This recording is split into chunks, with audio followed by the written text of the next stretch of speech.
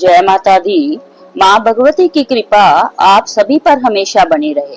आइए सुनते हैं महालक्ष्मी व्रत कथा।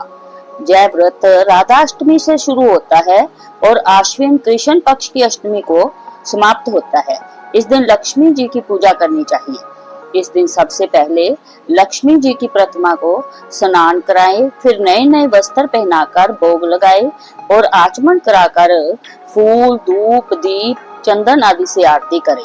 भोग को आरती के बाद बांट देवे। रात्रि में चंद्रमा निकलने पर उसे अर्घ देवे और आरती करें। इस व्रत के करने से धन धान्य की वृद्धि होती है और सुख मिलता है। प्रेम से बोलिए जय माँ महालक्ष्मी। प्राचीन समय की बात है कि एक गांव में एक विद्वान परंतु गरीब ब्राह्मण रहता था। निजम का वह बहुत पक्का था। एक जंगल में एक पुराना विष्णु मंदिर था। उसमें वह नित्य पूजा करने जाया करता था। उसकी पूजा को देखकर भगवान विष्णु उस पर बहुत प्रसन्न हुए और दर्शन दिए। भगवान ने उसे दान देने के लिए कहा और उसे दान प्राप्त करने का उपाय बताया कि मंदिर के सामने एक औरत कंडे थापने आती है। सुबह आकर तुम उसे पकड़ लेना और अपने घर रहने का आग्रह करना। तब तक न छोड़ना जब तक वह तुम्हारे घर रहना न स्वीकार कर ले। वह मेरी स्त्री लक्ष्मी है। उसके तुम्हारे घर आते ही सारे दुख दूर हो जाएंगे। इतना कहकर भगवान अंतर्ध्यान हो गए और ब्राह्मण अपने घर चला आया। दूसरे दिन वह सुबह 4 बजे मंदिर के सामने जाकर बैठ गया।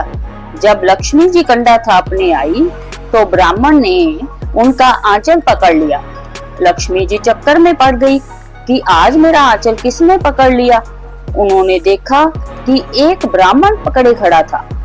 उससे उन्होंने आंचल छोड़ने को कहा, परंतु ब्राह्मण ने नहीं छोड़ा। ब्राह्मण बोला, तुम मुझसे वायदा करो कि मैं तेरे घर में निवास करूंगी, तब छोड़ूंगा। लक्ष्मी जी भगवान विष्णु की करतूत समझकर बोली, ब्राह्मण तुम अपनी पत्नी सहित मेरा 16 दिन तक व्रत धारण करो। फिर 16वें दिन रात्रि को चंद्रमा की पूजा करके उत्तर दिशा में आवाज लगाना। ब्राह्मण ने घर आकर अपनी पत्नी सहित 16 दिन तक व्रत धारण किया।